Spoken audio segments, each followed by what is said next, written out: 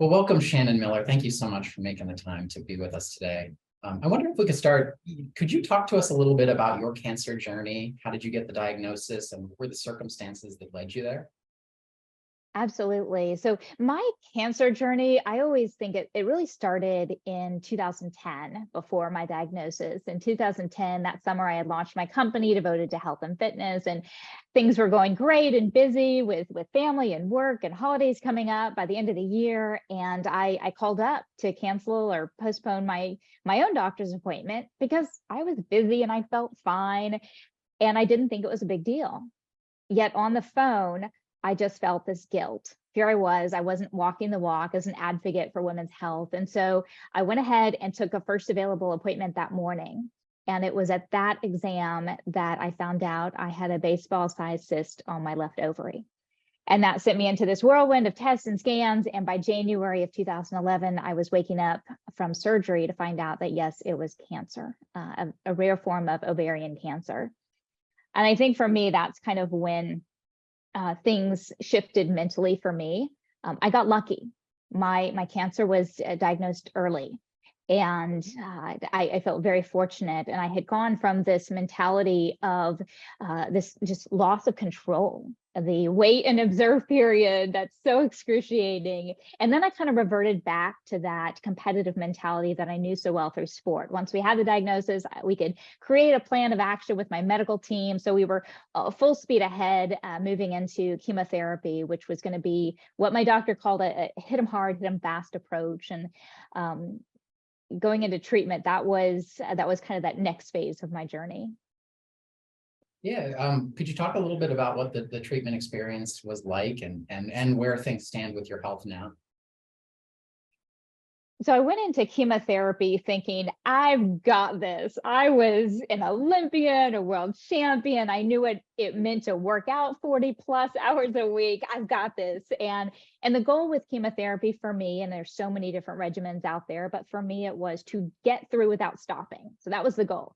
And I was ready for it. And then the reality hit. And chemotherapy was definitely the hardest thing I have ever had to do, between the nausea and the fatigue, like I had never felt before, neuropathy. And I think maybe the biggest surprise for me was when I finished treatment, I didn't feel any better. Here you finish treatment, and I think a lot of times we overlook that post-treatment. It was a year before I really felt anywhere near myself again. And so it was a year of trying to figure things out, giving myself a little grace, just giving myself a little bit of a break. And that was hard because I went back to work. I had, my son was a year and a half old. Things were supposed to be back to normal. And yet, physically, emotionally, psychologically, a lot of times they just aren't there yet. And so to have that patience with the new normal was such a change for me. You already started to talk about this, but just to kind of ask the question directly, from this whole experience then and now, 2010, 2011 and on, what did you learn about your health and taking control of your health? And is there anything that you wish you had known earlier or done differently? It's one thing to talk about taking control of your health. It's a whole different thing to actually do it. And so I think what I learned most was I had to listen to my body. And as an athlete, for much of my younger life, I was an athlete. And as an athlete, you listen to your body. It's part of the job. Your body is the tool that you use to do all the flips and the turns and the tumbles. It was the tool that I used to quite literally become the best in the world at something. And when I retired from gymnastics, I stopped listening. And what the cancer journey brought back to me was that importance of listening to my body, not writing off some of the things that didn't seem like a big deal, the stomach aches, the bloating, or some weight loss. I had chalked all of those up to regular, just daily issues or changes after I had my son. They weren't, for me, red flags of ovarian cancer. And yet they were 3 of the 4 primary symptoms of ovarian cancer, and I completely missed it.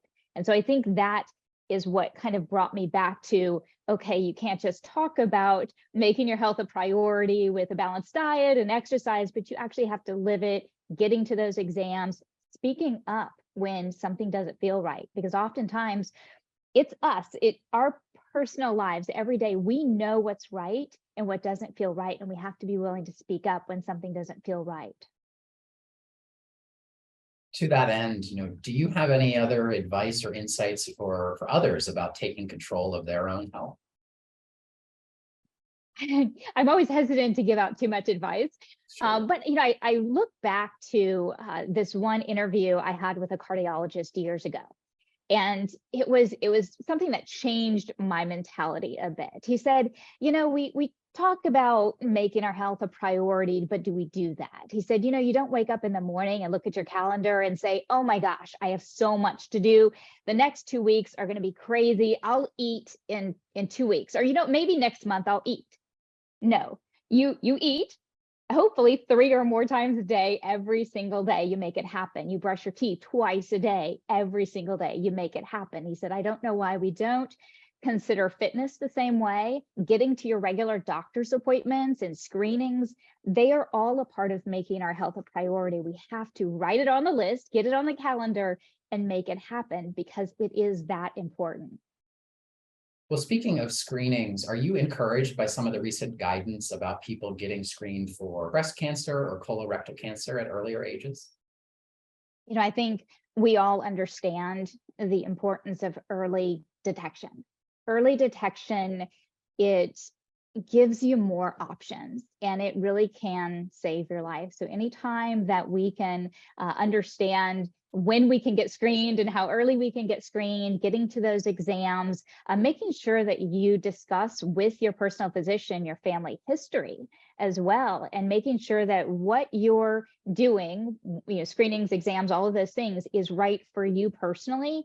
I think that's such a big jump in your health because you're staying on top of it, you're educating yourself, and you're doing what needs to be done at the earliest possible time. And that's so important in early detection, not just for cancer, but for everything that we do when we talk about heart disease and diabetes and all of these things. Creating that baseline with your physician, including your family history, and having those discussions with your physician about what's available and when you should be timing these things is so important.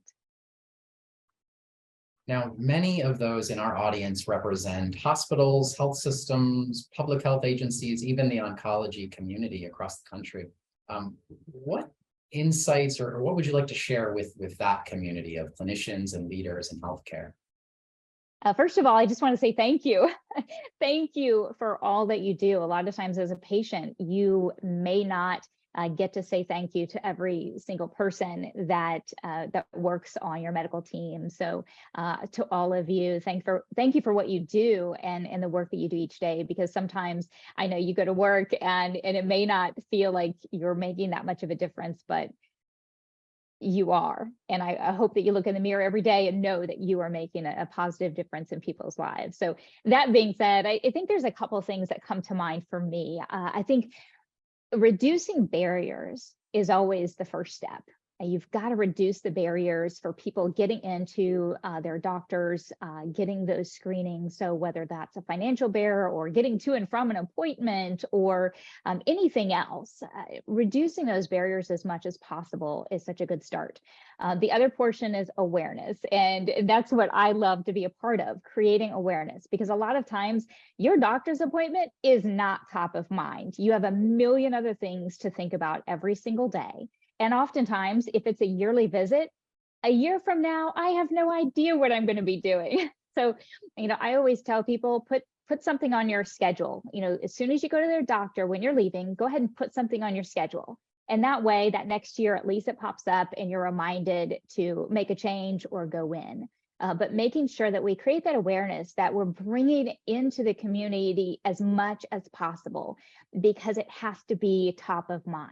In fact, there's probably a lot of you watching today that are in the health field, and yet you have probably, like me, postponed an appointment, skipped an appointment, not made an appointment.